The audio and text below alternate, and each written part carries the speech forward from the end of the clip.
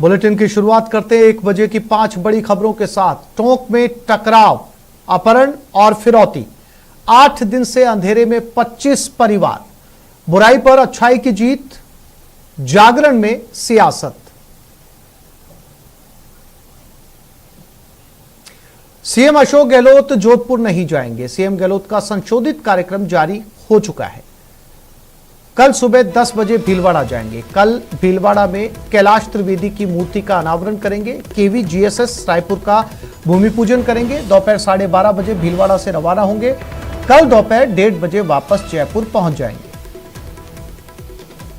पहले उनका जोधपुर जाने का कार्यक्रम बन रहा था, लेकिन अब इस कार्यक्रम में संशोधन किया गया है। अब वो जोधपुर की जगह भीलवाड़ा जाएंगे और भीलवाड़ा में अपने कार्यक्रमों में शामिल होने के बाद वो दोपहर में वापस जयपुर लौट आएंगे।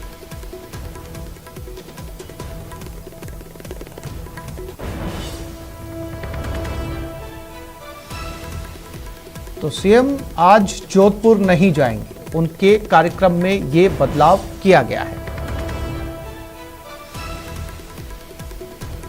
दशहरे पर सीएम गहलोत का कार्यक्रम जोधपुर जाने का, लेकिन अब जोधपुर वो नहीं जाएंगे, बल्कि जोधपुर की जगह वो भीलवाड़ा पहुंच रहे हैं। कैलाश त्रिवेदी की मूर्ति का अनावरण होगा कल, भूमि पूजन में शामिल होंगे और उसके बाद सीधा जयपुर के लिए रवाना हो जाएंगे। यानी जोधपुर की जगह कल भीलवाड़ा।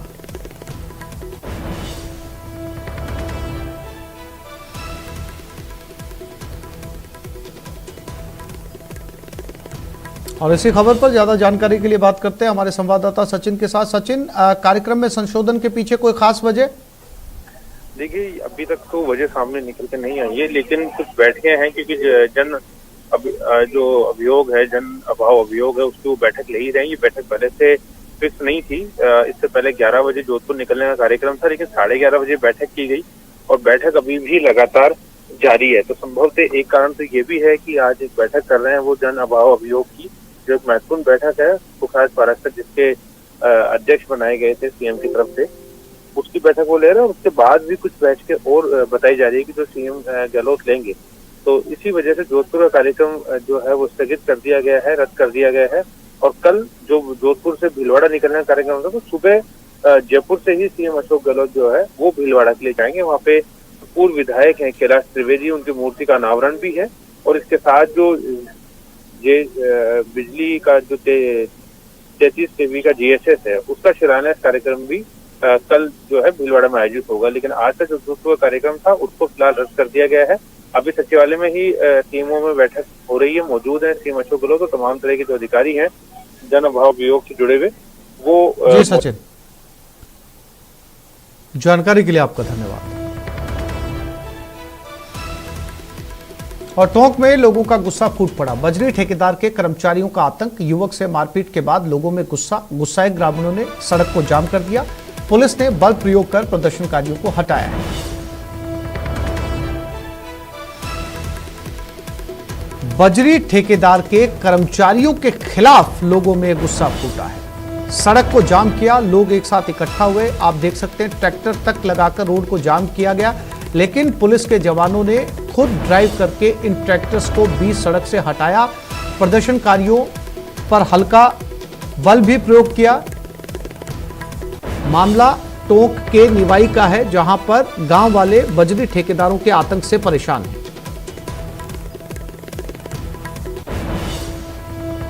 यहाँ पर जो दादागिरी है वो चलती है। ये आते हैं, बिना नंबर की इनकी गाड़ियाँ होती है, इनके गाड़ियों के शीशे काले रंग के होते हैं। ये गांव में घुस जाते हैं बहुत स्पीड से। इनसे अगर कोई कुछ कहे तो ये दादागिरी करते हैं, मारने पीटने पर उतर जाते हैं। अभी सुरमालाल नाम का एक कीर था जो यहाँ जयनारायण बेरवा की दुकान पे सामान ले रहा था। ये आए, आकर के इन्होंने वहाँ लकड़ी निकाली, पत्थर निकाले और उससे मारपीट चालू कर दी। जयनारायण इनको बीच बचाव कराने लगा तो उसके साथ मारपीट कर दी। उसकी दुकान में घुस गए, दुकान में तोड़ कर दी।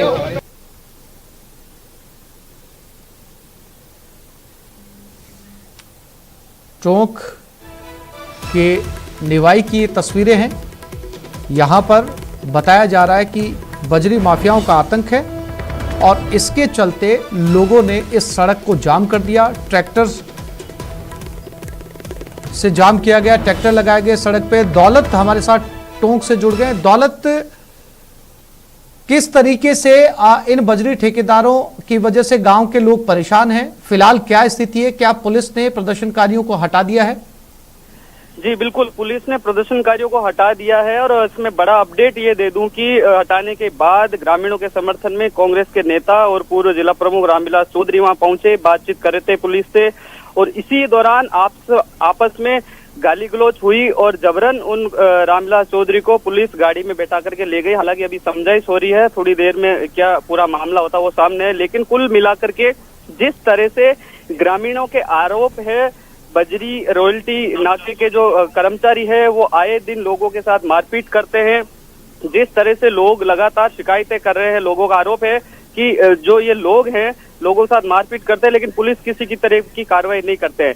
आज भी उन लोगों ने एक युवक के साथ मारपीट की। बताया जाता कि एक लड़के का पांव टूट गया है। उसके बाद में ग्रामीण आक्रोशित होकर के रोड जाम करने के लिए बैठ गए और पुलिस ने उनको बल प्रयोग करके हटाया। और फिर उन ग्रामीणों के समर्थन में रामविलास चौधरी आए और पुलिस और उनके बीच में आपस में कहासुनी हुई है। और वीडियो भी एक आया है, अभी थोड़ी देर में हम दिखाएंगे कि किस तरह से पुलिस और रामविलास चौधरी के बीच में हाथापाई हुई है। और कुल मिला के अभी माहौल है मौके पर शांत है, लेकिन दोनों पक्षों में समझाइश की बात हो रही है। दौलत, जब गांव वाले लगातार परेशान है इन बजरी माफियाओं से, शिकायत बार बार की जा रही है, तो क्या वजह कि पुलिस इन पर कार्रवाई नहीं करती? देखिए, ये पुलिस से ही पूछने में पता चलेगा, लेकिन कुल मिलाकर के पुलिस का ये कहना है कि कोई आपकी शिकायत है तो लिखित में दीजिए, कानून के हिसाब से कार्रवाई की जाएगी। जब वो प्रदर्शन करने बैठे तो ग्रामीणों का कहना था कि आप अपनी बात एक जगह बैठ करके दीजिए, आपको रोड जाम करने का अधिकार नहीं है, लोगों को परेशानी होती है। और इसी गहमा गहमी में पुलिस ने बल प्रयोग करके लोगों को हटाया और फिर कुल मिलाकर के ये सारा घटनाक्रम हुआ।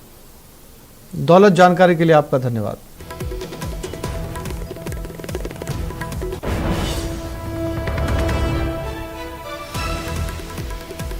और अलवर में पिटाई से बदमाश की मौत। ग्रामीणों की बदमाश ने पिटाई की। लादेन गैंग के बदमाशों ने फायरिंग की थी। बदमाश को ग्रामीणों ने पकड़कर पीटा। घायल बदमाश की जयपुर ले जाते समय रास्ते में मौत हो गई। मृतक के शव को बहरोड मोर्चरी में रखवाया। मृतक की अब तक शिनाख्त नहीं हो पाई। बहरोड पुलिस मामले की जांच में जुटी है। तो ये अलवर की घटना है। बदमाश को ग्रामीणों ने पकड़ा, पीटा और घायल अवस्था में जब उसे जयपुर ले जाया गया तो उसके रास्ते में मौत हो गई। मृतक की अब तक शिनाख्त नहीं हो पाई है कि बदमाश कौन था। अलवर की यह घटना है। बहरोड पुलिस फिलहाल मामले की जांच में जुटी है।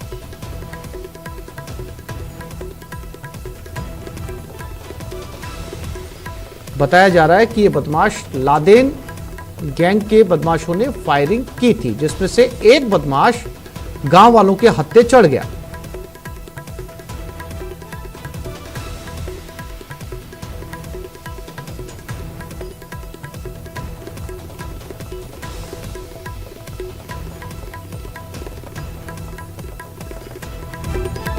अलवर में लादेन गैंग के बदमाश पहुंचे, फायरिंग की।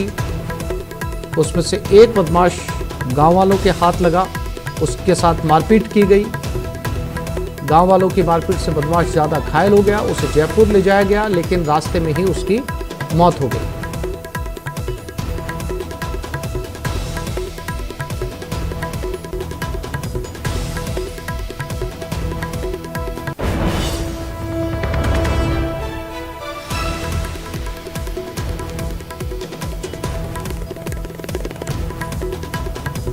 और राजेंद्र अलवर से हमारे साथ जुड़ गए। राजेंद्र, लादेन गैंग अलवर में कब पनपी? क्योंकि इस गैंग का नाम संभवतः पहली बार सुना जा रहा है। बदमाश कौन था और इन लोगों ने गांव वालों पर फायरिंग की क्यों? अलवर जिले के बहरोड इलाके की ये घटना है, जहां मोहम्मदपुर गांव में जो दो गैंग हैं, वहां जसराम गुजर जो बसपा से पहले विधानसभा के चुनाव लड़े थे और उसकी बदमाशों के द्वारा फायरिंग करके गैंगवार में उसकी हत्या की गई थी। और उसके जो हत्या की गई थी, जब उसमें भी जो आरोप लगे थे लादेन गैंग के जो बदमाश थे उन्होंने ही उसकी हत्या की गई थी। तो तभी से लादेन गैंग और जसराम गैंग के जो बदमाश है उनमें आपस में दुश्मनी है और इस दुश्मनी की बराबर लगातार दोनों ओर से फायरिंग और एक दूसरे पर गैंगवार होती रहती है। बीती रात किसी तरीके की घटना सामने आई थी जहां पर जसराम गुर्जर के गैंग के जो सत्यम गुर्जर है और पवन है वो नाई की दुकान पे थे और वहां पर दो बदमाश जो लादेन गैंग के बताए जा रहे हैं उन के जो बाइक पर आए थे और उन्होंने फायरिंग की और फायरिंग में पवन जो है उसके हाथ में जो हथेली है उसमें गोली लगी है अंगुली पर ये और उसके अस्पताल में दिखाया गया। और इसके बाद ग्रामीण जब ये भागने लगे तो ग्रामीणों ने चूंकि मोहम्मदपुर वाला जो गांव है वो आसपास के इलाके जसराम गुर्जर वहीं के पास के रहने वाला था तो वो उसी गैंग के बदमाश से वो लोग जानते। ग्रामीणों ने वो इस बदमाश को पकड़ लिया और पकड़ करके उसकी जमकर पिटाई की और उसे गंभीर हालत में अस्पताल में भर्ती कराया जहाँ अलवर लेकर आए। अलवर से देर रात उसे जयपुर रेफर किया गया और रास्ते में उसकी मौत हो गई। इसके बाद अब पुलिस ने उसके शव को बहरोड मोर्चरी में रखवाया है। बहरोड के जो डीएसपी आनंद राव उनका कहना है कि मृतक की अभी शिनाख्त नहीं हुई है और पुलिस इसे पूरे मामले की जांच में जुटी हुई है। उन्होंने ये बात कही है कि दो पक्षों में मारपीट और फायरिंग की सूचना मिली थी, तब पुलिस मौके पे गई थी और घायल को अस्पताल में लेकर के आई है। तो कहीं न कहीं पुलिस अभी पूरे मामले की जांच में जुटी हुई है। जानकारी के लिए आपका धन्यवाद।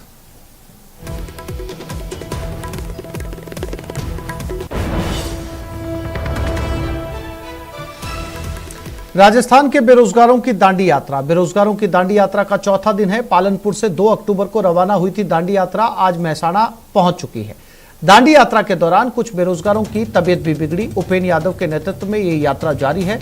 गुजरात के अहमदाबाद कांग्रेस दफ्तर पहुंचकर सत्याग्रह किया जाएगा। राहुल गांधी की भारत जोड़ो यात्रा रोकने को लेकर यह रणनीति बनाई जा रही है।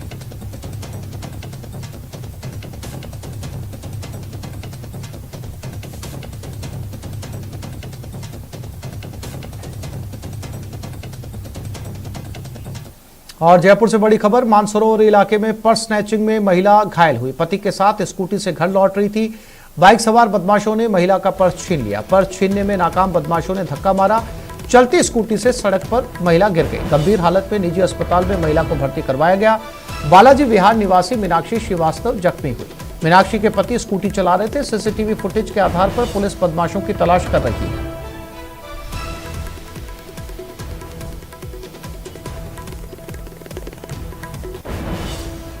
दौसा जिले के धपावन कला गांव में इन दिनों ग्रामीण पानी और बिजली को लेकर त्रस्त है। करीब 8 दिनों पहले गांव में लगा ट्रांसफार्मर जल गया। बिजली विभाग ने अब तक नया ट्रांसफार्मर नहीं लगाया। वहीं बिजली नहीं आने से एकल बिंदु भी नहीं चल पा रहे। ऐसे में पानी के लिए भी पूरे गांव के लोग परेशान हैं। आज ग्रामीणों ने बिजली निगम के खिलाफ नारेबाजी की और शीघ्र नया ट्रांसफार्मर देने की मांग रखी। ग्रामीणों का कहना है कि पिछले 8 दिनों से बिजली नहीं आने से लोगों को पानी नहीं मिल पा रहा, साथ ही मवेशियों के लिए भी पानी नहीं है।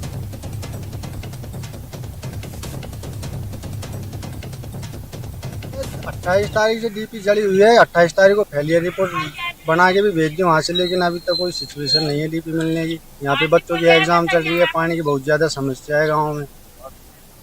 करीब 1 किलोमीटर दूर से पानी लाना पड़ता है यहाँ पे। हमारे गांव में लाइट नहीं आ रही, डीपी जली हुई है 28 तारीख से और पानी की समस्या बहुत ज़्यादा है। और डीपी की रिपोर्ट बना दी, लेकिन लाइनमैन ऐसे बोल रहा है कि अभी डीपी नहीं है 2 सेकंड। और अब बात श्रीगंगानगर की, जहां के जैतसर में रावण दहन के लिए स्थापित रावण के पुतले को बीती रात अज्ञात लोगों ने आग के हवाले कर दिया। इससे स्थानीय लोगों के साथ साथ आयोजकों में भी आक्रोश है। दरअसल इस बार गंगानगर के जैतसर में नेहरू रामलीला क्लब और श्रीराम रामलीला क्लब अलग अलग दशहरा पर्व मना रहे। इससे विवाद की स्थिति बन गई।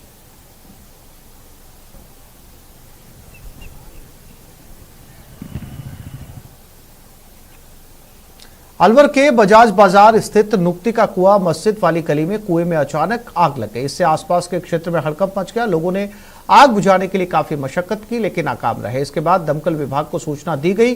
दमकल की गाड़ियों से आग पर काबू पाया गया। गनीमत रही कि किसी प्रकार की जनहानि नहीं हुई। स्थानीय निवासियों के अनुसार सरकार ने खुले हुए बावड़ी और बोरिंग को बंद करने के निर्देश दिए हैं, लेकिन आदेशों की पालना नहीं होने के चलते दुर्घटना हुई। सुबह उठा तो देखा बहुत चारों तरफ धुआं का सा एकदम गुब्बार सा हो रखा है। सांस लेने में पूरे मोहल्ले वासियों को बड़ी दिक्कत आ रही थी और धुआं बराबर निकल रही थी इससे। और ये कुआं बहुत लंबे समय से, किसी समय बहुत ज़्यादा पानी था इस नुक्ती का कुएं में, पर बहुत लंबे समय से खुला पड़ा और कम से कम 2-3 बार इसमें आग लग चुकी है। कई बार कुत्ते, जानवर, बिल्ली तक गिर चुकी हैं, उनको भी निकाला गया है। बाड़मेर शहर में उस समय बड़ा हादसा टल गया जब देर रात एक बजरी से भरे डंपर ने सड़क के बीच डिवाइडर में खड़े नीम के पेड़ को टक्कर मारकर नीचे गिरा दिया। हादसे के दौरान एक बाइक सवार वासुदेव दर्जी नीम के पेड़ के नीचे दब गया। राहत की बात रही कि उसे केवल मामूली चोट आई। पेड़ गिरने के साथ ही बिजली की तार भी टूट गई, जिससे शहर की बिजली आपूर्ति ठप हो गई और सड़क पर लंबा जाम लग गया।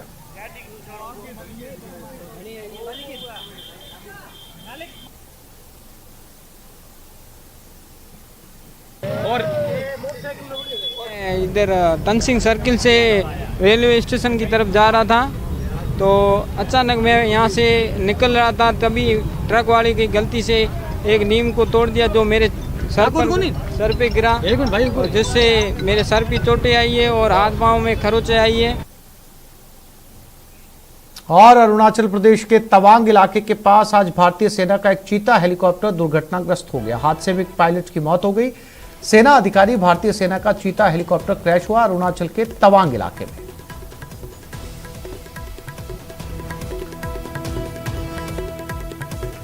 भारतीय सेना में इस्तेमाल किया जाता है चीता हेलीकॉप्टर, बेहद एक पुराना हेलीकॉप्टर।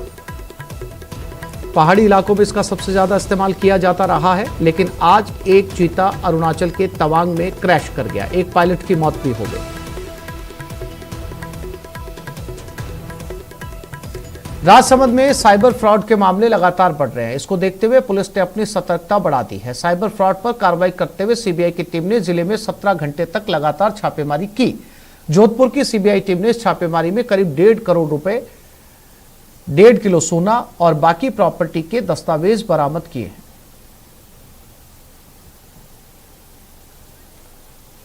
और अब बात झालावाड़ की, जहां के खानपुर कस्बे में 2 बाइक पर आए 4 बदमाश शहीद सर्किल चौराहे के पास एक किराना दुकान की महिला व्यापारी को बेला फुसलाकर 18 ग्राम वजनी सोने की चेन लेकर फरार हो गए। इसकी कीमत बाजार में 1 लाख रुपए बताई जा रही है। बता दें, युवकों ने खुद को पुलिसकर्मी बताकर इस पूरी घटना को अंजाम दिया। पीड़ित पक्ष ने पुलिस को सूचना दी। फिलहाल खानपुर पुलिस बदमाशों की तलाश में जुटी है। एक जना उतरा, उसने कहा कि आप नहीं पहचाना, मैंने नहीं पहचाना, तो के स्टाफ से, पुलिसकर्मी स्टाफ से, तो कि ना वारदात हो रही है आजकल, तो आप इसको उतार के रख दो। मैंने उतार ली चेन, उतार के ब्लाउज में रखने लगी। मैंने पहले तो ब्लाउज में रखने लगी, तो उन्होंने कहा नाम लिख दो इस पर। उन्होंने नाम लिखा, और नाम लिख के वापस गले में ब्लाउज में रखने लगी, तो मना कर दी कि गले में रख दो आप, तो गायब की गले में से। राजसमंद जिले की बाढ़ थाना पुलिस ने बड़ी कार्रवाई करते हुए अवैध देसी पिस्टल और कारतूस सहित एक आरोपी को गिरफ्तार किया। पुलिस ने नाकेबंदी के दौरान बोलेरो कार से हथियार जब्त किया। पुलिस के अनुसार नाकेबंदी देख रिटर्न भागने के फिराक में आरोपी का पुलिस ने पीछा कर दबोचा। इस दौरान एक आरोपी पुलिस को चकमा देकर फरार हो गया। फिलहाल पुलिस गिरफ्तार आरोपी सुनील जानी से पूछताछ कर रही है।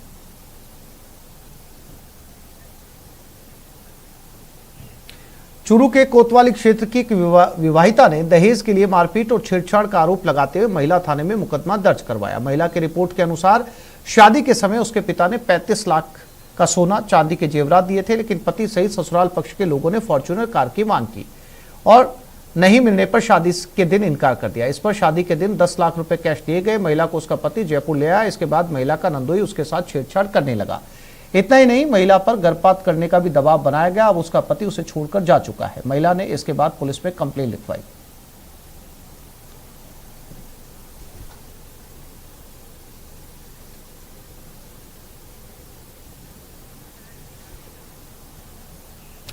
चूरू शहर की गांधी कॉलोनी निवासी 2 बच्चों की मां को अपने ही पति से जान का खतरा है। पीड़ित महिला ने अपने पिता के साथ कोतवाली थाने पहुंचकर पति के खिलाफ रिपोर्ट दर्ज करवाई। रिपोर्ट के अनुसार रात के समय उसका पति शराब पीकर जबरन आ गया। उसके बूढ़े पिता के साथ 2 बच्चों के ऊपर जानलेवा हमला करने की कोशिश की। महिला ने बताया कि हाथ में एक बड़ा चाकू लेकर उसका पति घूम रहा है और कह रहा है कि तुम भरण पोषण का मुकदमा वापस कर लो, वरना सभी को जान से मार दूंगा। इससे पहले भी एक बार पति के द्वारा जानलेवा हमला करने की कोशिश की गई थी।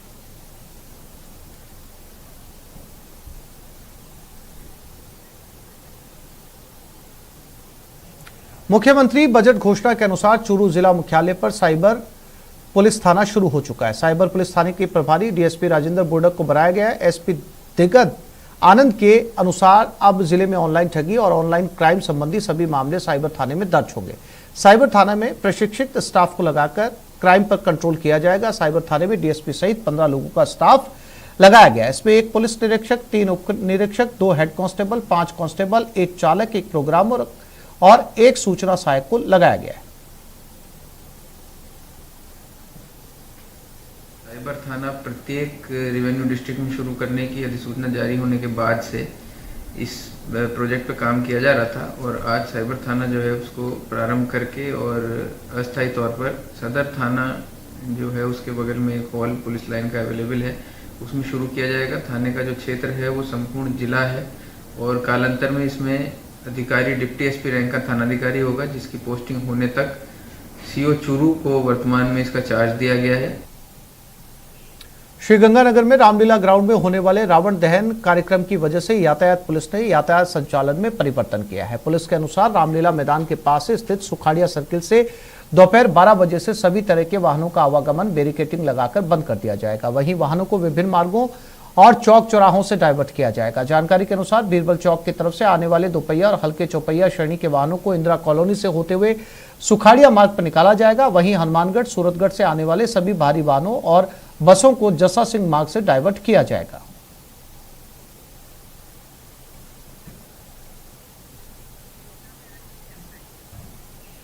कोटा में आज विद्युत लाइनों के रखरखाव और विकास कार्य के चलते शहर और ग्रामीण क्षेत्र के कई इलाकों में बिजली गुल रहेगी। शहर के अलग अलग दर्जनों इलाकों में 5 से 6 घंटे तक बिजली आपूर्ति बाधित रहेगी। आज अलग इलाकों में जीएसएस में मरम्मत कार्य किया जाना है। यूआईटी के विकास कार्य के चलते भी बिजली बंद की जानी है, जबकि शहर के कई इलाकों में विद्युत लाइनों के रखरखाव के चलते अलग अलग इलाकों में बिजली गुल रहेगी। लगातार बिजली कटौती के चलते स्थानीय लोगों में आक्रोश भी व्याप्त है।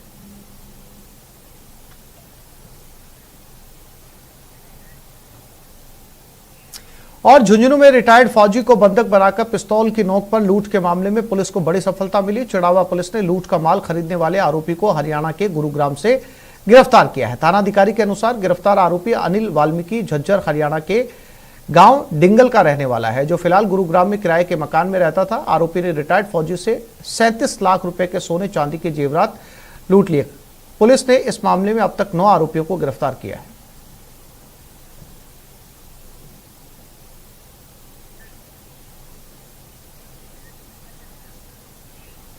मुख्यमंत्री बजट घोषणा के अनुसार चूरू जिला मुख्यालय पर साइबर पुलिस थाना शुरू हो चुका है। साइबर पुलिस थाने के प्रभारी डीएसपी राजेंद्र बुर्डक को बनाया गया है।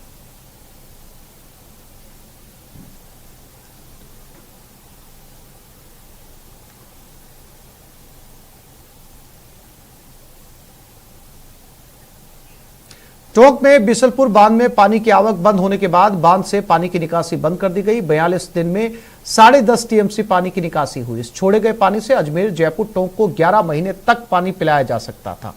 26 अगस्त को बांध का जल स्तर 315.50 आरएल मीटर होने के बाद गेट खोले गए थे। अभी बांध का जल स्तर 315.50 आरएल मीटर है। अब रोजाना पेयजल आपूर्ति से 1 सेंटीमीटर पानी कम होगा। 29 सितंबर सुबह बांध में से नहर में छोड़े जा रहे पानी को पूरी तरीके से बंद कर दिया था।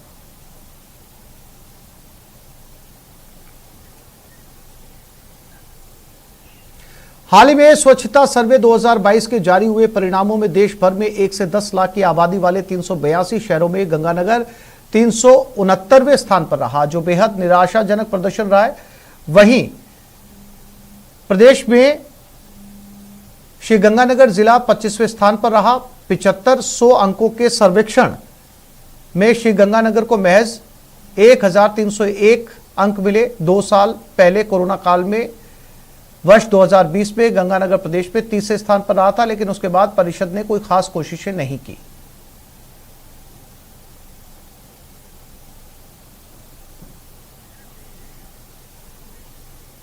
एक छोटे से ब्रेक के लिए रुक रहे हैं, जल्द लौटेंगे।